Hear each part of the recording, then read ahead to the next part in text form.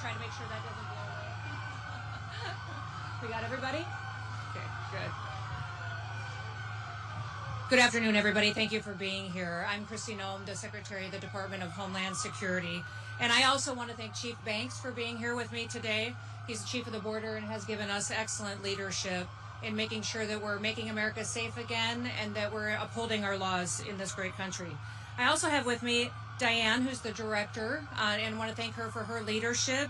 Sydney's over here as well, has been imperative in making sure this port of entry is run safely and that we are interdicting drugs like you see in front of you here today and getting them off of our streets so that they don't poison our next generation of Americans. We do have Sheriff Ken Jones is here with us today. I want to thank him for his partnership. A key to our success at the Department of Homeland Security is making sure that we're partnering with our local law enforcement and doing our operations together to make sure that we're keeping our communities safe. We have Port Director Rosa Hernandez who's with us. She's the leader here at Otay Mesa and Tecate Ports of Entry. And I want to give a warm welcome and a thanks to all of our law enforcement that are here today.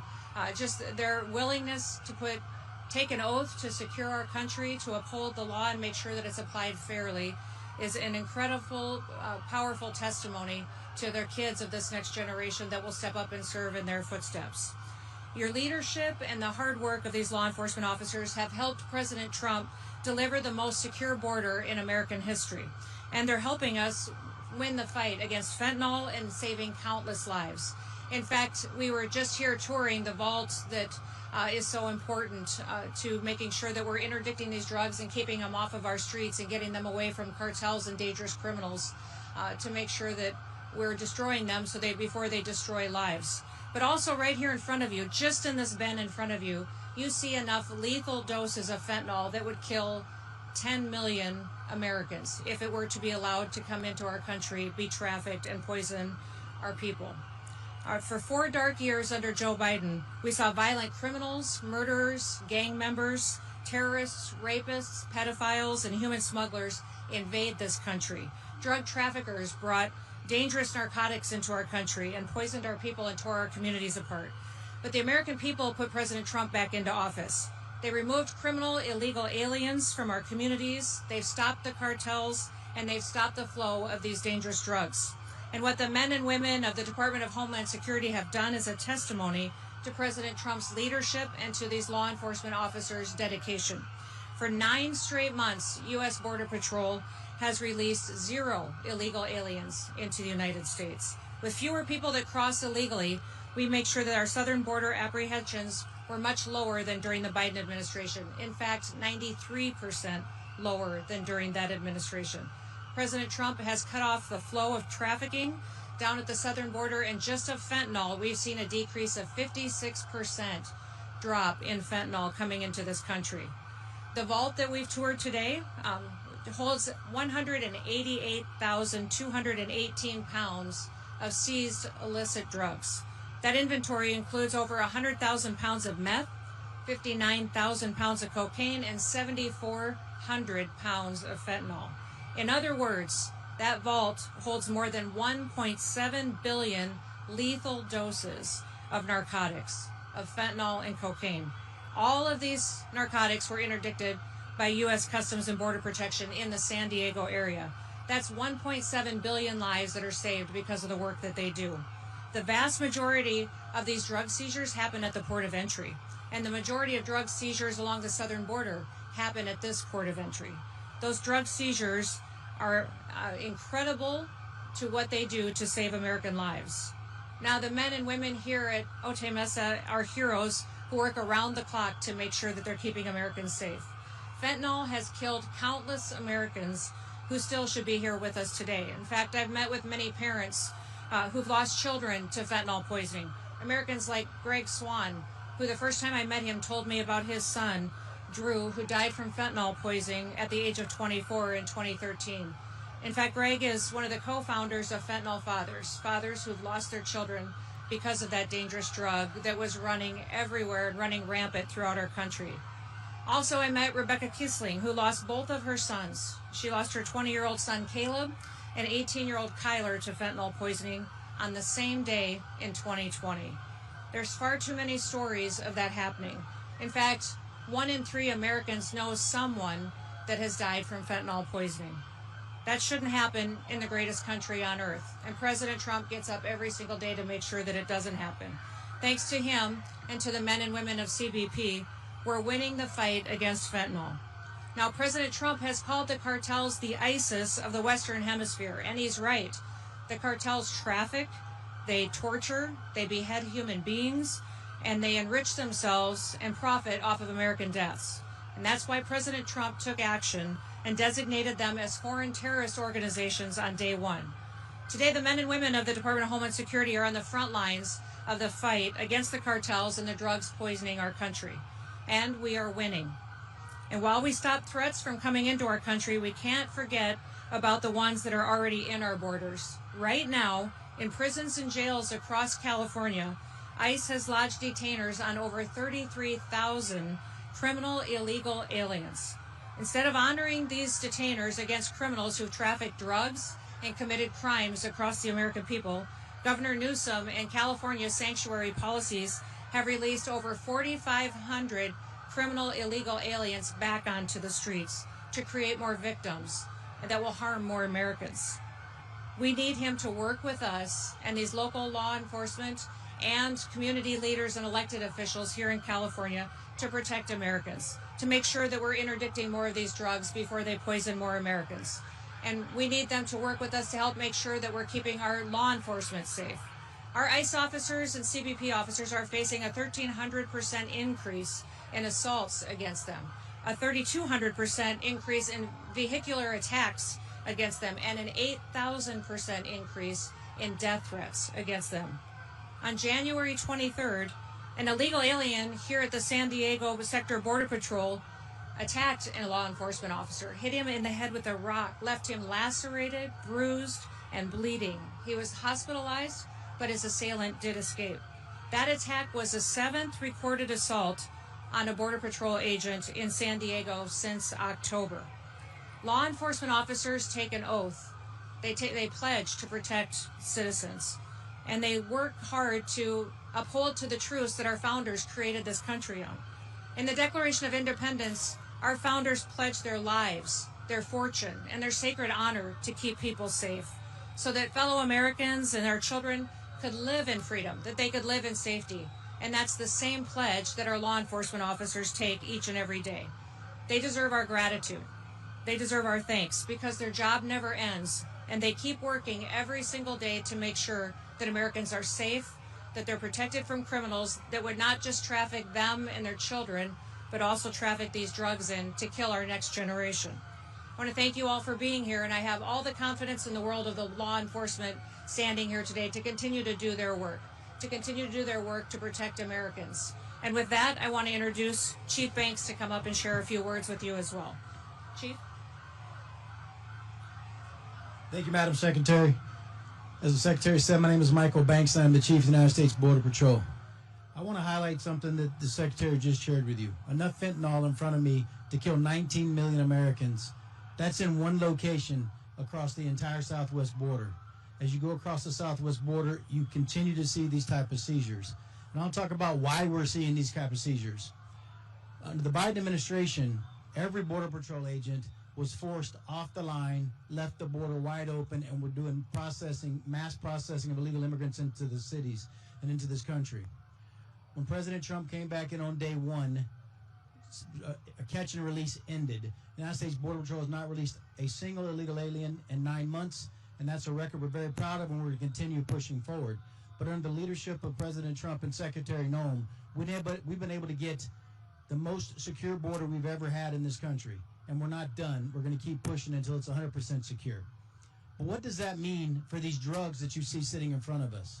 What that means is the thousands of OFO officers that were pulled away from port of entries and sent out to the border to help Border Patrol agents process millions of illegal aliens are now returned to their port of entries, where they can do more inspections, they can look for more narcotics, they can operate the equipment and technology that this administration has given them, and that's why you're seeing this massive increase. What you should be concerned about is how much narcotics got through in 4 years when we had little to no OFO officers down here able to do their job because they were forced to come out and process millions of illegal aliens and release them into the country alongside the Border Patrol. I'm going to pass it off to Diane Sabatino, the the Executive Commissioner of Customs and Border Protection. Thank you.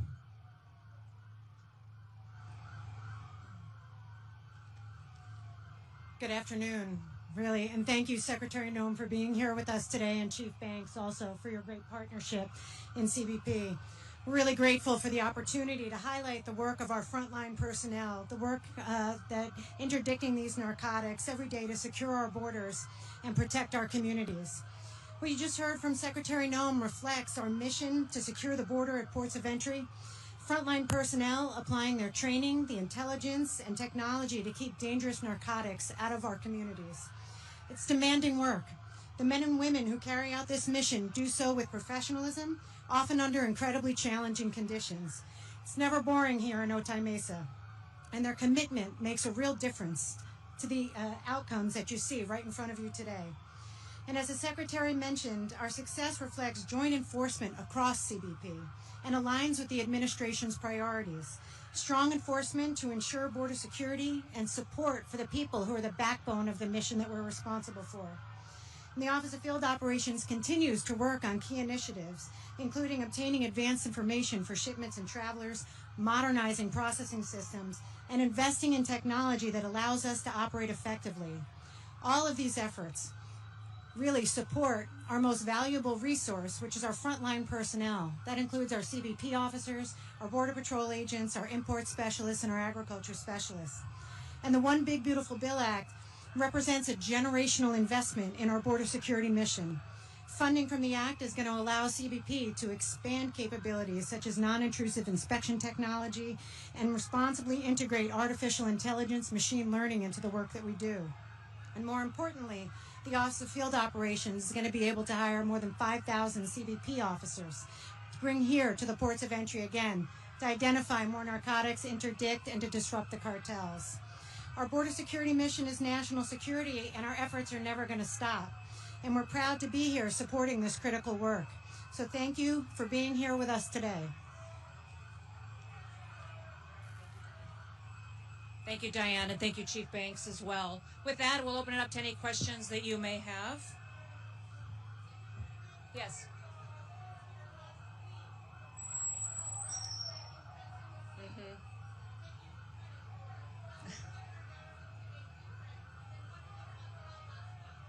Well, what I would say is that we are extremely grateful for the partnership that we have with local law enforcement partners, like the sheriff over here. He has been a fantastic partner with us in getting these drugs interdicted before they get onto our streets and kill Americans, and not just Californians. They would be trafficked all over the country. What I would say is I hope that Governor Newsom will partner with us more, that he would work with us to honor our detainers. You heard me earlier in my statement say that there's 33,000 people that are in California jails that have committed crimes against the American people. Before they are released back out onto our streets, give them to us so that if they're criminal, illegal aliens, we can return them back to their home countries so that there aren't any more victims in this country. We shouldn't be letting people stay in this country to commit more crimes when they don't have it come here the right way. So many Americans fought to come here from other countries the right way and become citizens and believe in the freedoms and the liberties we stand for. I would invite Governor Newsom to partner with us to make sure that those criminals are removed and that we continue to keep our streets safe. Well, they're obviously expressing their First Amendment rights, and we welcome that. As long as they do so peacefully, I think it's a wonderful thing. Yes.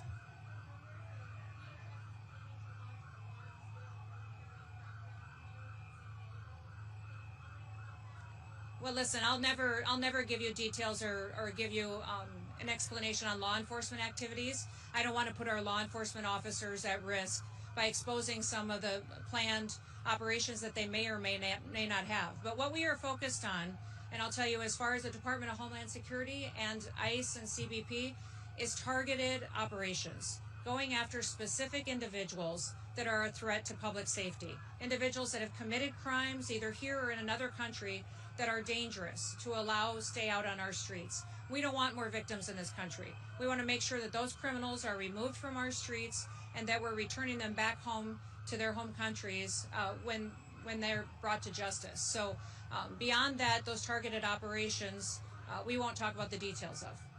Yes.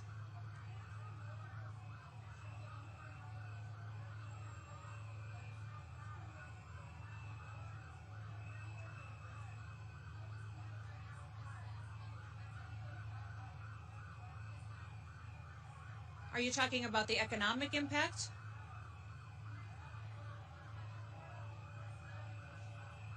You know, what I would say is we welcome the opportunity to partner with community leaders. If they feel that in their city or in their community, that the individuals who live there, the citizens, could be better served by a partnership with us, we would love that.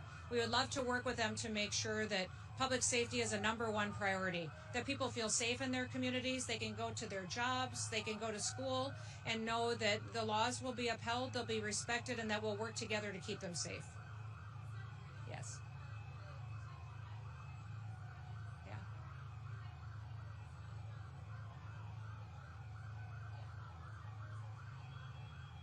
I think you're asking about detention facilities and the standards in it. Federal standards at our detention facilities are the highest that there are in this country. In fact, we have a higher level of status than many states or local communities have at their jails or detention centers. So we're proud of the fact that every single individual, when they come, that they're well taken care of, they receive food and medical care, and then we return them as quickly as they can back to their home countries if they are being held.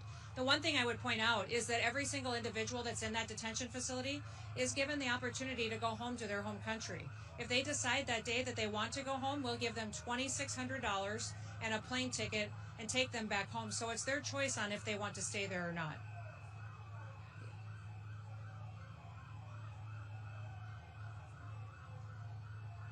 Are you talking about our funding bill?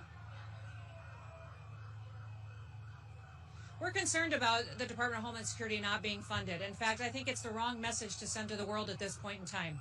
When you think about it, every other portion of the federal government has been funded except Homeland Security. That's telling the rest of the world the Democrat Party doesn't think that protecting America is safe. It's the wrong message to send. They keep talking about the fact that they want ICE's operations to be impacted, but only 11% of that bill is ICE. The rest of it is FEMA, which is responsible for disaster response, for protecting our critical infrastructure.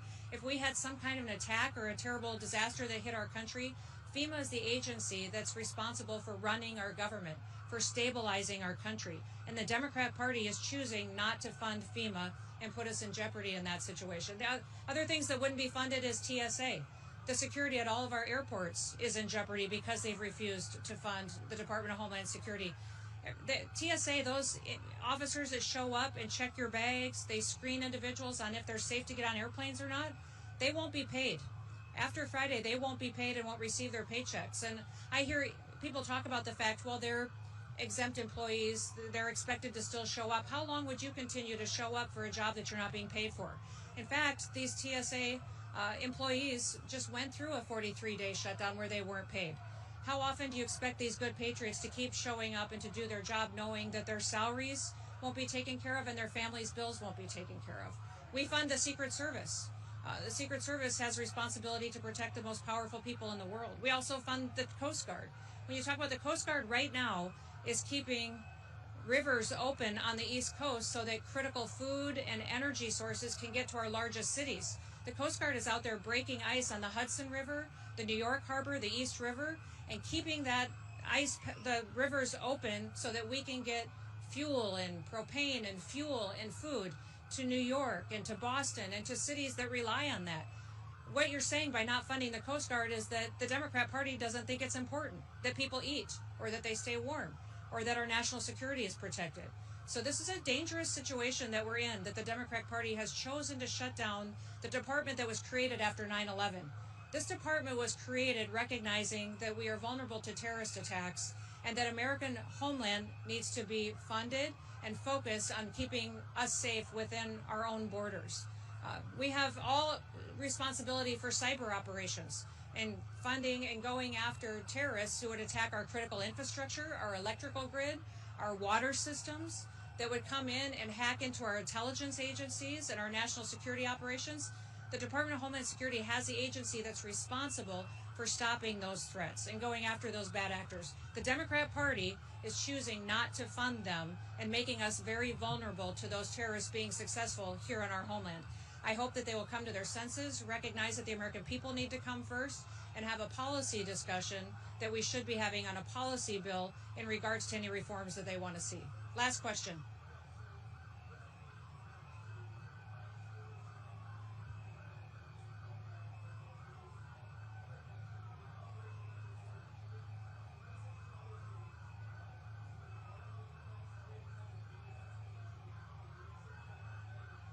I heard you ask about Operation Metro Surge and CBP and ICE, and what was the 287G? No, we're still working on 287G agreements that would happen with local law enforcement, sheriff, city police. We would love to have that kind of an agreement with the Minneapolis Police Department or with sheriffs in Minnesota. I know that some of the operations in Minnesota are changing, but we're going to continue to stay focused with our investigators through the Homeland Security investigations on the fraud that's been going on making sure that those individuals there are working to get to the bottom of the billions of taxpayer dollars that were stolen and funneled out of this country for nefarious reasons. So, we're grateful that we've found some agreement on what we can do to try to work together. We're looking to formalize those to make sure that we can bring peace and safety to the Twin Cities. Thank you, everybody. Thanks for being here. We appreciate it. Have a great day.